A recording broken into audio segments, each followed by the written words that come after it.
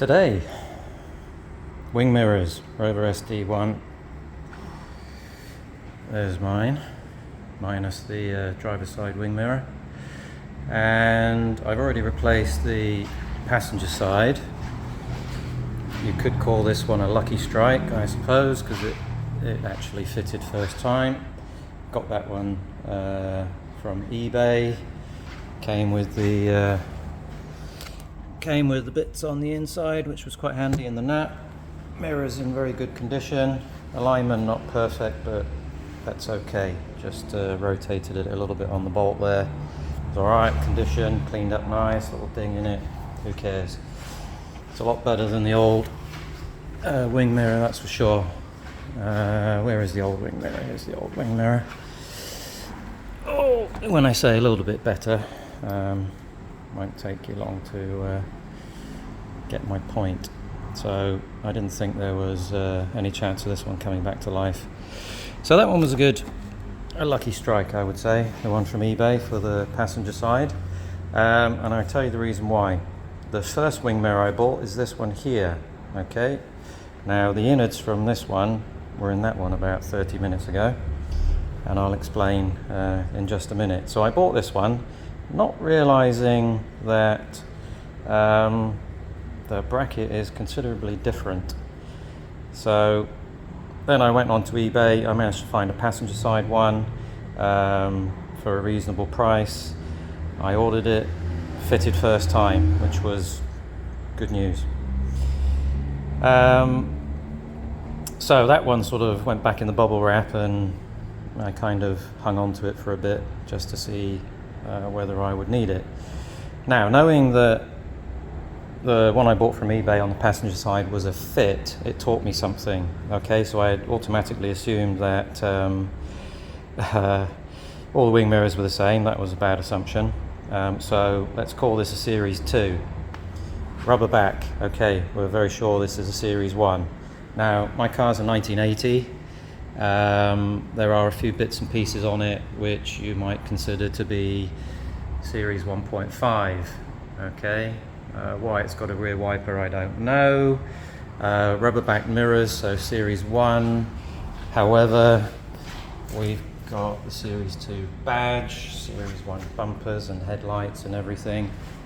Not sure I can identify anything else on the car that would be the Series 2. I think the engine size on the side of the car is, let's call that a Series 1.5 as well. Maybe there's some other stuff. I'm no expert. So, rubber back mirrors, Series 1. Rimmer Brothers, which I think only have driver side wing mirrors at the moment. That, let's say, that's definitely a chrome back. But the eBay purchase for the passenger side taught me that there are chrome back mirrors that can fit a Series 1. So I found a driver side one on eBay, and this is the one. I went to fit it, and guess what? It's got the little dowel there, as does the Series 2. Series 1, the dowel is down here. The one I got from eBay for the passenger side, the dowel was in the correct place. I have no issue drilling a hole in the door for fitting this dowel. That's fine. The reason for the lobotomy going on here is because the one from eBay, when it turned up, the joystick knob had snapped off. Now, it was there. It was there in the pictures on eBay, so I'm going to assume that although the seller packed it pretty well, it had to make its way to Thailand, and that was the end of that one. Now, these are not that easy to swap out, so I needed a bit more justification for ripping things apart, because I'm scared of these things.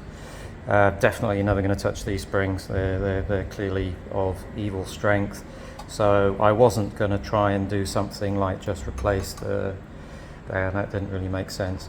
I'm sure that one will bite you if you attack it.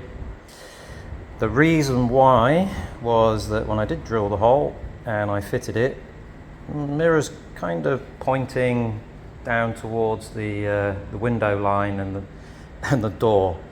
So the left-right orientation was okay, but just pointing down too much. Now, having taken it apart, I know why that is. And it is because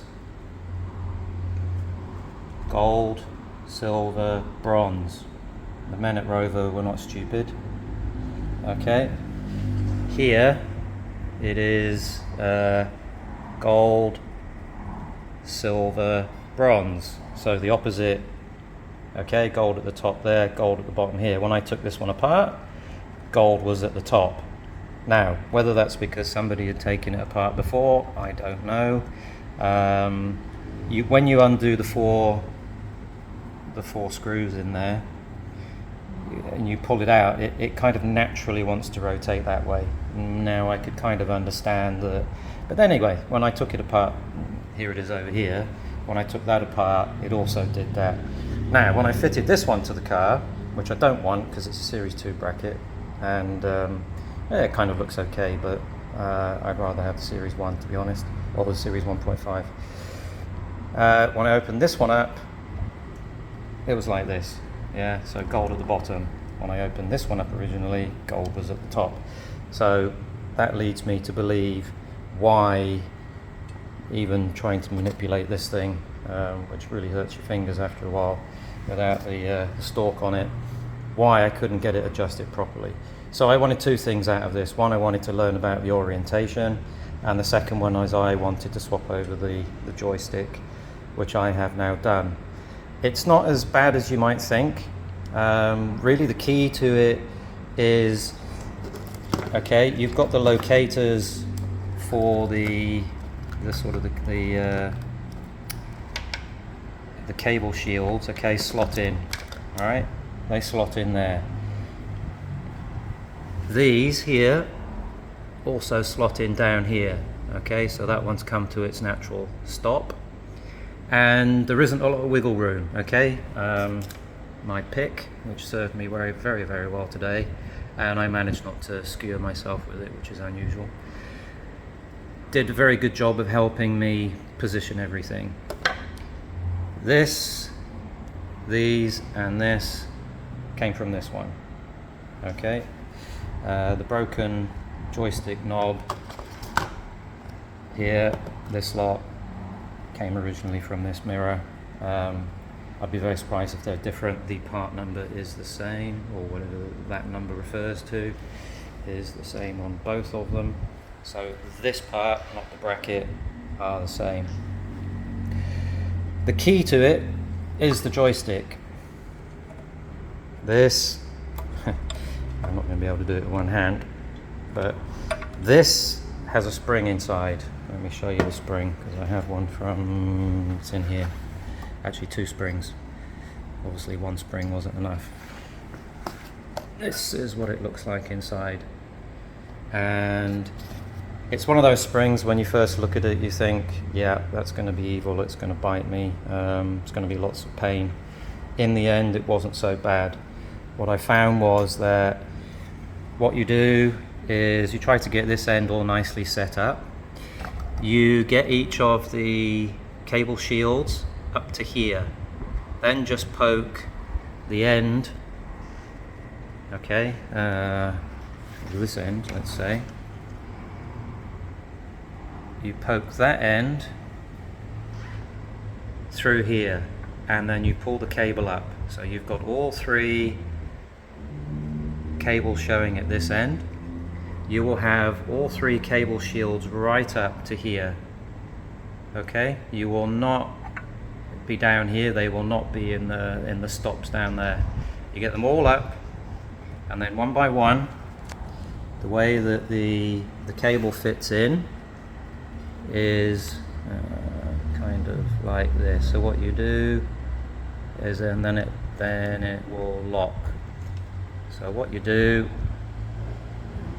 I may take another video, because I'm going to reassemble this one into here just so that I've got a spare. Maybe I will try and video that for you. The way you do it is when there's some kind of soldered bit on the end. If you get that just underneath it, you're able to poke your nail on top of there, so that it turns 90 degrees, goes in, and then when you take the pick out, the cable will slot into the ball. I'm not going to focus, like that, and then eventually you will have all three of them like that. Once you've got all three of those in there, again, you will use two hands. You will compress this one as much as you can. Trust me, it will compress. And then with your other hand, remember your cable shield's going to be up here. You'll slowly push it down until you get it down to here. Push it in, release it, and it will go up. So all the magic is in there, which is good, because I mean, you can imagine trying to mess about with this end, which of course I tried, and I was afraid of breaking stuff. So this should be okay. When I post this somewhere, I'll post the pictures of it finished as well. So I'm assuming that no more work is required. Pop the glass back in and the alignment will be perfect. Hope this was helpful to somebody.